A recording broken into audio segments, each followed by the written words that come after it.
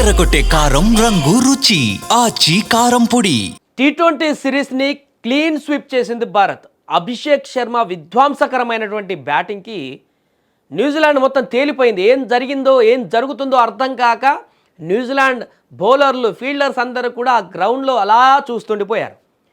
ఏం కొట్టడం రా నాయనా అనేటువంటి విధంగా అక్కడికి వచ్చినటువంటి అభిమానులు కూడా చప్పట్లు కొట్టి కొట్టి ఆ 6లు 4లు పోతుంటే ఇంకా ఆ కేరింతలు చేసి అలవాటు అయిపోయి వాళ్ళకి అలా సైలెంట్గా కూర్చున్నటువంటి పరిస్థితి వచ్చింది. అంత పెను విధ్వంసం సృష్టించాడు అభిషేక్ శర్మ.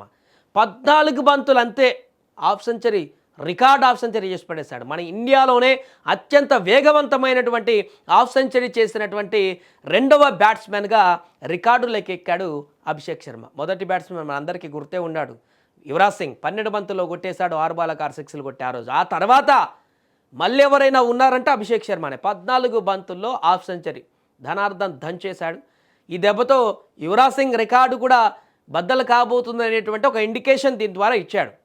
అయితే వన్డేలో కొద్దో గొప్ప టీమిండియాకు గట్టిగా పోటీ ఇచ్చినటువంటి న్యూజిలాండ్ టీము టీ20లో మాత్రం ఇప్పుడు తేలిపోయింది. భారత బ్యాటర్ల ధాటికి బౌలర్లు బెంబేలెత్తిపోయారు.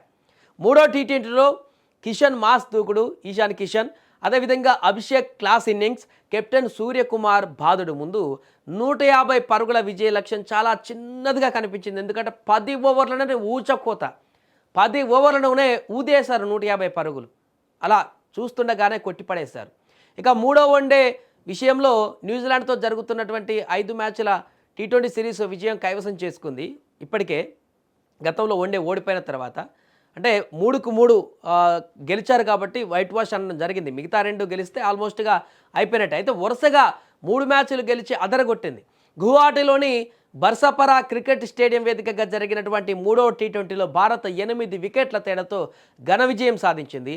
ఈ విజయంతో మరో 2 మ్యాచ్లు మిగిలి ఉండగానే 3-0 తేడాతో సిరీస్ను సొంతం చేసుకుంది.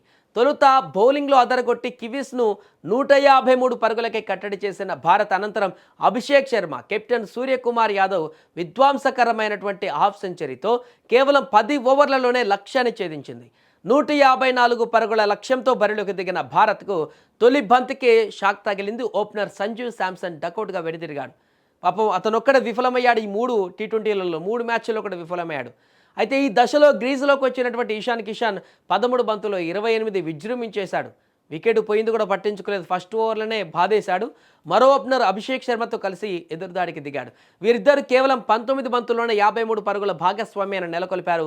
ఇక ఈశాన్ అవుట్ అయ్యాక గ్రీజులోకి వచ్చినటువంటి కెప్టెన్ సూర్యకుమార్ యాదవ్ అభిషేక్తో కలిసి విధ్వంసం సృష్టించాడు. తన పరుగుల దాహాన్ని తీర్చుకుంటూ కివీస్ బౌలర్లపైన విరుచుకుపడ్డాడు. సూర్య 26 బంతుల్లోనే 6 4లు 3 సిక్స్లతో 57 పరుగులతో నాటౌట్గా నిలిచి జట్టును విజయ తీరాలకు చేర్చాడు. ఇక్కడ కెప్టెన్ సూర్యకుమార్ యాదవ్ కూడా వరుస మ్యాచ్లతో ఫామ్లోకి రావడం చాలా శుభ పరిణామం. అభిషేక్ శర్మ కూడా కేవలం 20 బంతుల్లోనే 7 4లు 5 సిక్స్లతో 68 పరుగులు చేసి అజయంగా నిలిచాడు. వీరిద్దరూ మూడో వికెట్కు అజయంగా 40 బంతులలో 102 పరుగులు జోడించిన విశేషం.